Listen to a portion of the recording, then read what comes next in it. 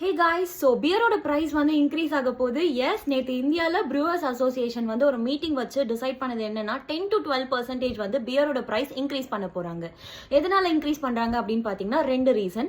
அதில் first reason என்னன்னா class பாட்டிலோட price வந்து 20% இன்க்ரீஸ் ஆயிடுச்சு. ஏன் அப்படின்னு பார்த்தீங்கன்னா இந்த கிளாஸ் பாட்டில் மேனுஃபேக்சரிங் கம்பெனி எல்லாமே வந்து நேச்சுரல் கேஸ் டிபெண்ட் பண்ணி தான் இருக்காங்க.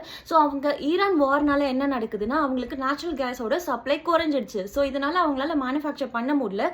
ஸோ அதனால அவங்க வந்து ப்ரைஸை 20% இன்க்ரீஸ் பண்ணிட்டாங்க. இதனால பியர் மேனுஃபேக்சரிங் கம்பெனி வந்து அந்த பாட்டில் வாங்கணும்னா 20% ப்ரைஸ் இன்க்ரீஸ் பண்ணி கொடுத்து வாங்க வேண்டியதாக இருக்கு. செகண்ட் வந்து பியர் அலுமினியம் கேன்லயும் வரும்.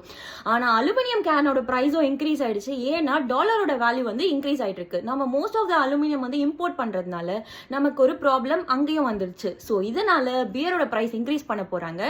உங்க ஃப்ரெண்டுக்கு யாருக்காச்சும் பியர் பிடிக்கும்னா அவங்களுக்கு இதை ஷேர் பண்ணி இந்த வீடியோவை ஷேர் பண்ணி மச்சா பியரோட ப்ரைஸ் ஏறிடுச்சுடா அப்படின்னு சொல்லுங்க.